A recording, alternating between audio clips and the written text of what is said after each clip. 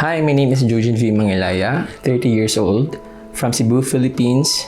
I was actually diagnosed with DRTB last February 16, and I am a survivor of DRTB since December 8, 2022. Pinastart nila ako agad-agad ng DSTB medication. That time, sobrang kate. Halos lahat ng katawan ko pinapantal-pantal. Nawawalan ako ng gana kumain at saka suka ako ng suka. Nangayayat ako na from 75 kilograms down to 68. Ito na, nung sabi ko na parang hindi ko na kaya yung medication kasi unti-unti akong nangihis. Then nung nasa San Fernando kami, doon na ako inatake ng sobrang sakit ng tiyan. After 2 months of taking that DSTB medication, sinugod ako sa hospital. He advised me na bumalik muna ako sa health center na yun just to ask kung bakit naging ganun yung kalagayan ko. So nung pumunta ako sa health center na to, only to find out may discrepancy sa result. Yung nasa test result ko, MTB detected, pero rifampicin resistant pala. So supposedly, dapat ang ginawa in health center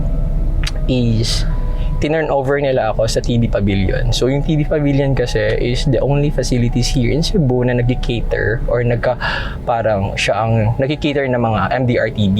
The health center admittedly na oo, nagkamali nga talaga sila. And then nag-sorry lang sila. Pero imagine mo, yung cost nun sa akin, yung trauma na nangyari sa akin, parang sobra-sobra. Trust yung pinag-uusapan natin eh. Kaya medyo nasakit, sobrang pain sa akin kung babalikan ko yung mga time na yan. Kasi dahil lang sa pagkakamali mo, pwede ako mamatay dahil hindi tama yung binigyan mo sa aking gamot.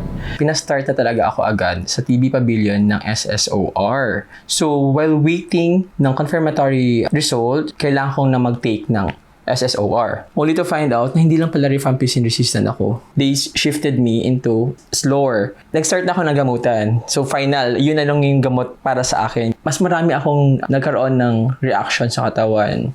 Yung pamamantal, severe pangangate. Hindi ako nakakatulog, pati yung lagnat ko. Ginagawa ko naman lahat pero talagang nadi-deteriorate yung katawan ko. Kasi nga, hindi okay sa akin or hindi gumagana sa akin yung iba't ibang klaseng regimens for tuberculosis. Na-convinced naman ako na mag-enroll sa new regimen or novel regimen na to with Dr. Nasai. And I started the medication right away. Last July 2022, dito mismo sa PMDT, Eversley Hospital, dito ko kinukuha yung bagong gamot for TB medication, yung novel regimen. Kumapit ako sa sinabi niya sa akin na this is good for you kasi itong new novel regimens na to, less pill, less duration, at saka less side effects. So, super light. Wala akong naramdamang pagsusuka, wala akong naramdamang hindi ako nahilo, walang paglalagnat, walang pangangate. Even the patches, skin patches na mga redness sa katawan ko, wala. Siguro, natuwa ako kasi ginanahan akong kumain. Yun talaga yun eh. Yung dahil sa gamutan na to, lumakas yung katawan ko. I'm so thankful sa TB People Philippines dahil binigyan niyo ako ng platform to share my stories, to share what happened to me, and then to give voice to other people din na nagkakaroon ng katulad kong problem kahit sa TB.